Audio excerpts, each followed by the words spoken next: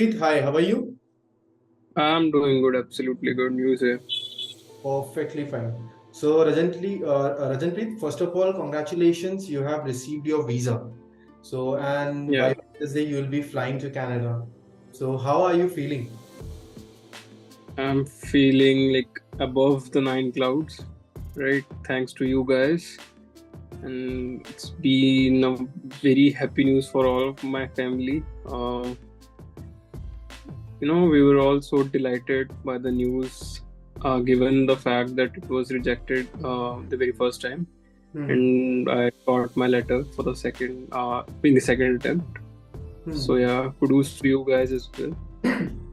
So, Rajanpreet, as you mentioned that your visa letter got rejected, okay, and most of the aspirants who is planning to move abroad in terms of Canada, okay, they are also getting the same, like they are getting a refusal from Canada multiple times. It's not like one time. We have also received a case where then a candidate has got a refusal 7 times, okay, and after that suddenly he got an acceptance from Canada. So, what is your opinion in this? Like, what should candidate be more precaution wise in terms like what step they need to follow, and what SOP plays an important or vital role before submitting the your entire file, because the entire file whenever you're presenting in front of the Canadian government is not just an application form, but your intention Mhm. should be defined properly. So what is your opinion on that?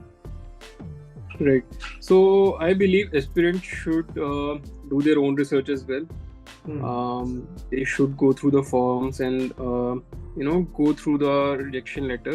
Uh, yeah, as you mentioned, the SOP is the crucial part. So something or the other might have been missing in any of the given cases.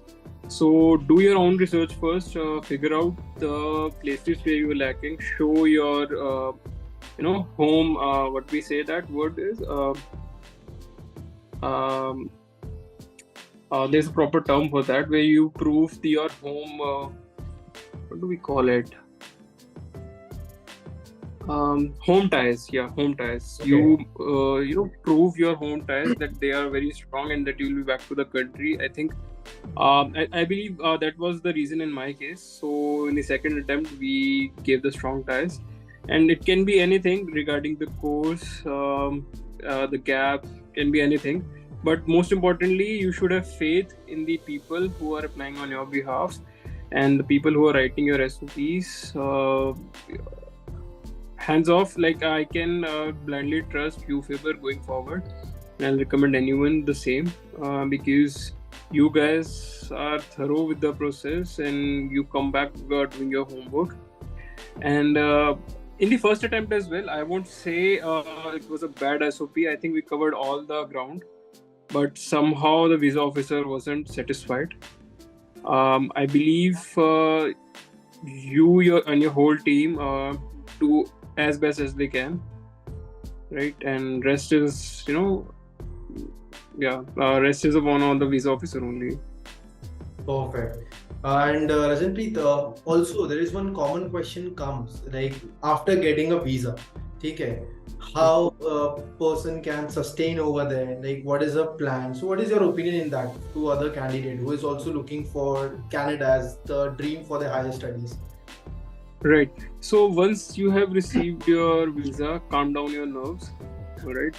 And my personal opinion is don't go with those big hopes that the Canadian dream, as they say. Just go there with you're taking a big step, right?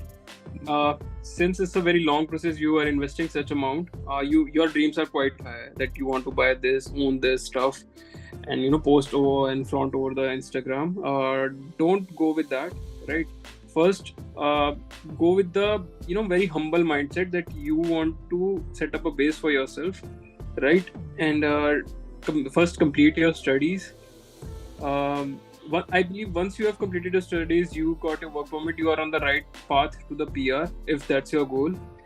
But again, I think financial freedom and the asset building, that should be your main goal whenever you are moving abroad. Um, and secondly, don't buy stupid stuff. Okay. Yeah, I know as that you have mentioned society. this point, one a specific question came in my mind.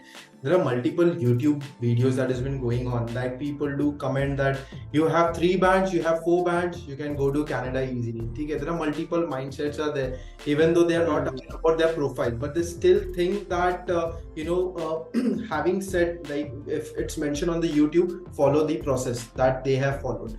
But do you really Mhm. think like the people who is creating a video, that profile is same for everyone? Because I don't think so. any For first, I believe first it's a clickbait. Second, they are generating false hopes among the people.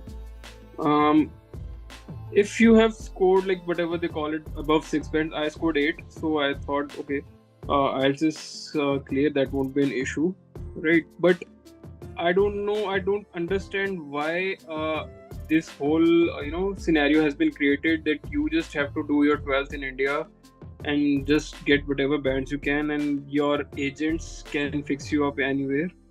I think this is doing a lot of damage at the ground level, and this should be stopped. Um, um, you should have a clear path in your mind as to what you are going to achieve.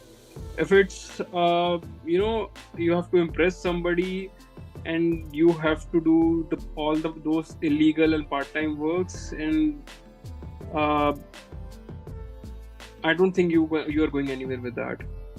correct, because a lot of the people are still confused and they watch the random videos, and it's a very common thing. Even if you go on any social platform, Instagram, Facebook, you can see that there are a lot many things are there. Crack your IELTS 7 band, pay this much amount. You're just the 12th pass. You can just submit your degree, and in 3 months you can be in Canada. If you want to study in Canada, you just have a 50 percentage without IELTS. We shall place you in Canada. But the success rate, what is going on? Okay, and the number of files the Canada government is rejecting. Do you really think that it's because of that influence? Uh, for the starters, Canada do need people, right? They have mentioned a certain number of quota. Like they want if I'm not wrong, 450,000 people for this year only. Correct. And I think that has made it a very hot market for people from developing countries like India. And but what people are not realizing is there are, I believe, more than 2 million applicants in the Correct. line, and CRS scores has recently started coming down, but it's still in the highs of 480s. So I don't know how you can get that much score without proper Canadian education or work experience. I don't understand how this Canadian PR dream is being sell out through YouTube videos or any such platforms. Um I just want people to have realistic hopes, right? Correct. So at the end of the day, you don't have to make another YouTube video saying that how you were scammed. So yeah, come back to the reality. Perfect. So let's come back to our study abroad process. So as you finally got a visa, so how was your step that was followed by the IELTS Ninja? Just a summary, if you just want to tell in just 1 minute, how you will state IELTS Ninja in step-by-step procedure in terms of visa process. Instant visa process. So I believe it's a it's quite a professional team. Shout out to Jagjit ma'am, the way she handles the team, and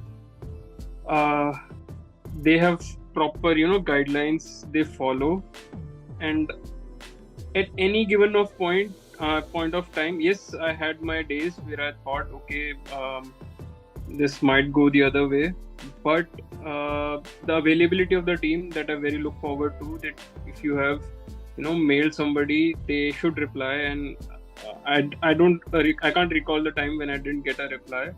So I think doesn't matter how many applicants you are handling, but you are taking each and every individual specifically, handling it in a certain way. So that's quite appreciable.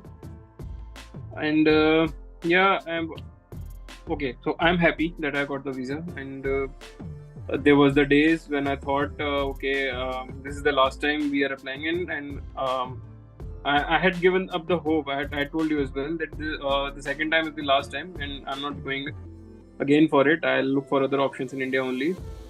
But you do your part, okay? And regarding the process as well, for the SOP part, I had my own views. Right, I wanted some things in and out of the SOP, and that was very professionally taken care of by the team that I really liked. So, like, I'll tell you what, people like me, applicants like me who are very picky, they're not easy to handle. So, we have opinions about everything, we have questions about everything, and for me, it's best or nothing, as simple as that. So since it was about my future, I didn't want to, just give it away to anybody else. And I think you Faber handled me very, like nobody other could have. So yeah, so overall, wonderful stage. Sorry? We had a fight. I still remember. Yeah, we did. Because it was taking a mental toll on me. The rejection part, I didn't dream that I'll get a rejection over a study visa. So call it what you like, but yeah, things are in the past, so all good now. Great. It was a lovely experience. Even it was a good experience for us as well, because you have also shown a lot of light in terms of what all the improvements that has been required from our side as well. So thank you so much for that lovely feedback. And plus you have also onboarded with us for a PR services. Okay, that services will be live once you land in country. So wish you all the best from the entire IELTS Ninja family. Wednesday you will be flying in Canada. We need one selfie once you land in the airport. I'm sure like you'll be using a Snapchat, so you will be using that. Yeah, sure. Sure. So Rajanpreet, once again, thank you so much for joining. Thank you so much for taking up precious time, and thank you so much for rating us. It was a lovely feedback, and we appreciate. Wish you all the best. Likewise. Wish you all the best. Likewise. Thank you so much, Ramesh.